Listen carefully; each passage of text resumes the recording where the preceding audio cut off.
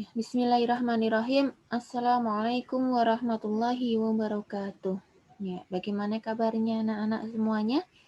Semoga semua senantiasa diberikan kesehatan oleh Allah Subhanahu wa taala. Ya, dan semoga kita serta keluarga kita dan saudara-saudara kita ya dihindarkan, dijauhkan dari wabah virus COVID-19 ini begitu ya.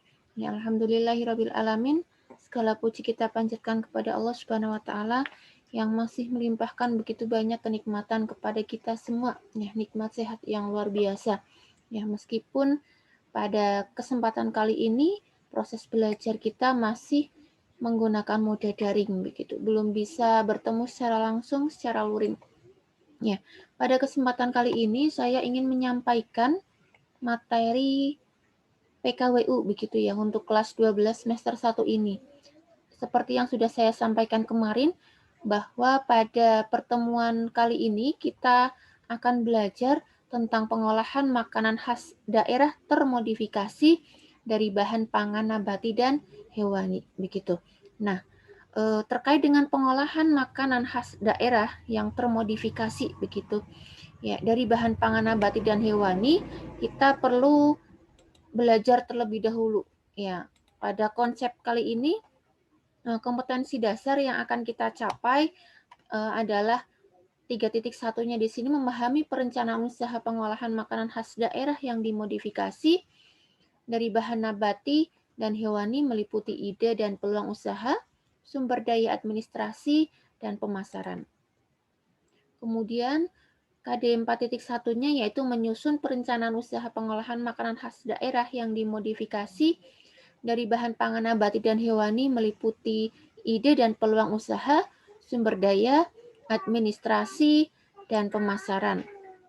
Ya, pada kesempatan kali ini kita mempelajari konsepnya terlebih dahulu ya, tentang pengolahan makanan khas daerah termodifikasi dari bahan pangan nabati dan hewani. Ya, yang pertama yang akan kita pelajari adalah bahan pangan nabati dan hewani. Ya, kita tahu apa yang dimaksud dengan bahan pangan, di mana bahan pangan ini merupakan bahan baku yang digunakan oleh industri pengolahan pangan untuk menghasilkan suatu produk pangan. Jelas ya apa yang dimaksud dengan bahan pangan.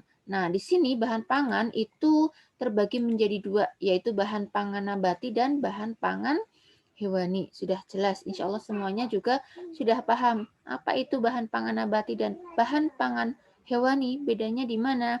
Nah, untuk nabati itu berasal dari tanaman atau tumbuhan. Banyak ya bahan pangan atau makanan yang berasal dari tumbuhan atau tanaman. Oke, sedangkan bahan pangan hewani berasal dari hewan, ya, baik itu telur, daging, begitu. Itu terkait dengan jenis-jenis dari bahan pangan. Kemudian yang selanjutnya, kita akan mempelajari pengolahan makanan. Apa itu pengolahan makanan? Ya, jadi pengolahan makanan ini merupakan proses membuat bahan makanan yang mentah menjadi makanan matang melalui proses pemanasan. Jelas di sini. Jadi mengolah bahan makanan yang mentah menjadi makanan yang matang. Dan di sini melalui proses pemanasan. Itu yang dimaksud dengan pengolahan makanan. Nah, terkait dengan pengolahan makanan tadi harus melalui proses pemanasan, maka di sini pengolahan makanan itu ada beberapa teknik, yaitu ada dua teknik. Yang pertama adalah teknik pengolahan panas basah, bahasa Inggrisnya moist heat, begitu ya. Kemudian yang kedua adalah teknik pengolahan panas kering atau dry heat cooking. Di mana teknik pengolahan panas basah ini merupakan teknik mengolah makanan dengan bantuan cairan. Ya, jadi kita mengolah makanan tapi di situ ada bantuan cairan. Cairan itu bisa berupa kaldu, air, susu, santan dan bahan lainnya yang merupakan cairan begitu. Sedangkan panas kering di sini merupakan teknik mengolah makanan tanpa bantuan cairan. Nah, terkait dengan teknik pengolahan panas basah dan panas kering, masing-masing teknik itu terbagi lagi. Oke, yang pertama dari panas basah dulu ya, teknik pengolahan panas basah. Nanti di sini teknik pengolahan panas basah terbagi menjadi 5 jenis. Yang pertama adalah boiling, yaitu teknik boiling. Itu mengolah bahan makanan dalam cairan yang sudah mendidih. Ya, contohnya di sini kita merebus mie instan begitu ya, atau mie kuning atau semua jenis mie, atau kita merebus telur. Ya, ketika kita merebus telur, itu kita membutuhkan air panas begitu ya. Telurnya direbus ya sampai dengan airnya mendidih, bahkan terus sampai telurnya itu matang. Kemudian di sini juga mie direbus ya sampai dengan proses airnya mendidih hingga minyak matang. Itu disebut dengan teknik boiling. Yang kedua adalah teknik poaching, di mana untuk teknik poaching ini merebus bahan makanannya di bawah titik didih ya dengan menggunakan cairan yang terbatas jumlahnya. Berarti di sini makanannya dimasak ya di bawah titik didih.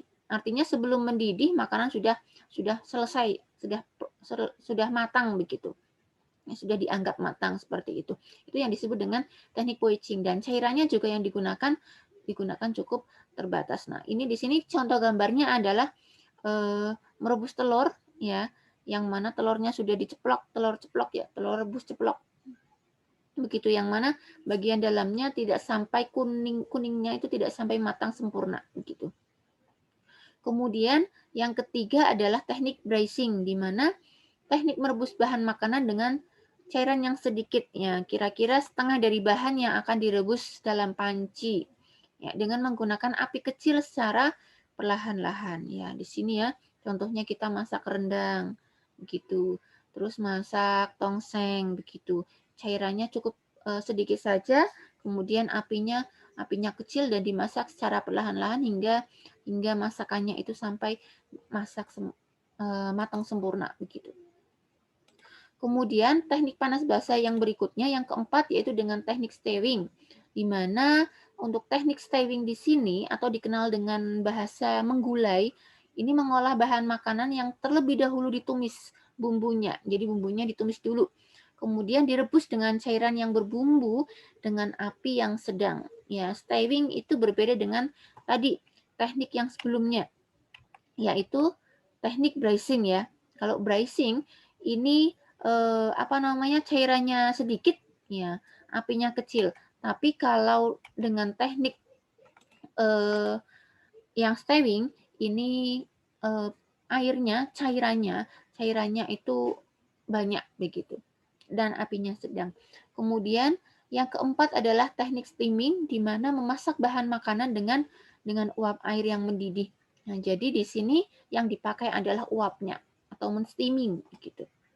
Itu terkait dengan teknik pengolahan panas basah. Oke, saya lanjutkan untuk teknik pengolahan makanan dengan teknik panas kering atau dry heat cooking. Di sini juga terbagi menjadi 5 teknik. Yang pertama adalah deep frying, di mana di sini mengolah makanan dengan menggoreng. Ya, jadi di sini lebih menggunakan minyak ya dalam jumlah yang banyak. Menggoreng makanan atau menggoreng sesuatu dengan minyak yang sangat banyak, ini merupakan teknik deep frying. Deep itu dalam gitu ya. Kemudian yang kedua adalah shallow frying, di mana proses menggoreng yang dilakukan dengan cepat dalam minyak goreng yang sedikitnya. Di sini minyak goreng yang digunakan itu sedikit dan proses memasaknya juga sangat cepat. Itu disebut dengan shallow frying. Yang ketiga, teknik roasting, di mana teknik mengolah bahan makanan dengan cara memanggang bahan makanan dalam bentuk besar di dalam oven. Ya, di sini menggunakan oven yang mana bahan makanan yang digunakan itu dalam bentuk besar. Contohnya di sini memanggang ayam, di mana ayamnya dipanggang secara utuh begitu, tidak dipotong-potong terlebih dahulu. Bentuknya besar.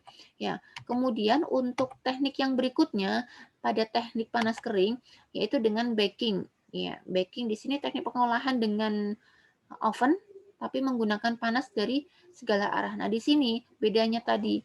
Ya, kalau yang sekarang baking itu ukurannya lebih kecil sehingga panasnya nanti datang dari segala arah begitu. Dan yang terakhir adalah teknik grilling. Ya, kita sering mendengar ya grilling ya, di mana teknik mengolah makanan di atas lempengan besi panas atau grid ya, atau di atas pan dadar yang diletakkan di atas perapian. Ya, ini contohnya adalah memanggang daging.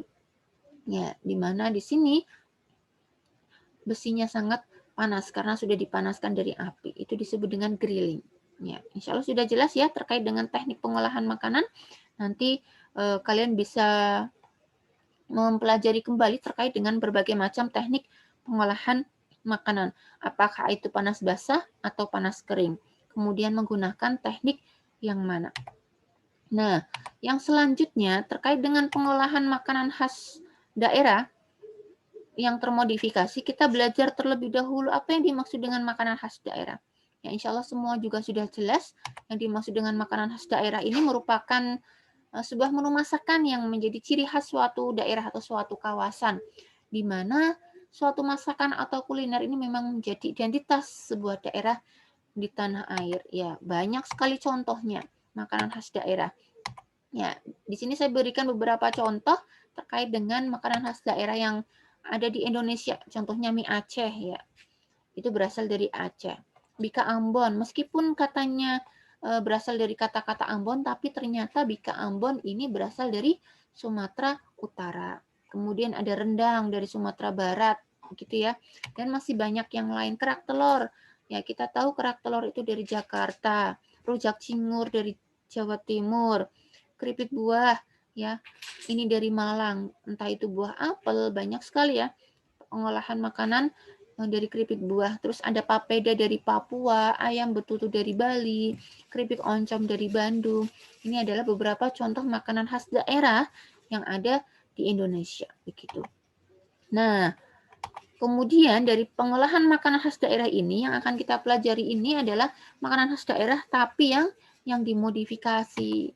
Apa maksud dari modifikasi? Maksudnya di sini adalah makanan asli daerah tertentu yang diolah sedemikian rupa sehingga berbeda dari yang biasanya tanpa meninggalkan unsur penting yang terkandung dalam daerahnya. Jadi di sini kita memodifikasi makanan khas daerah tapi tidak meninggalkan unsur penting yang terkandung dalam daerah tersebut. Contohnya di sini rendang sapi. Kita tahu ya rendang ya. Rendang ini merupakan makanan asli dari Minang yang terkenal kelezatannya. Ya biasanya komponen utamanya adalah daging sapi. Namun, saat ini daging sapi dapat disubstitusi dengan bahan lain, misalnya dengan jamur tiram.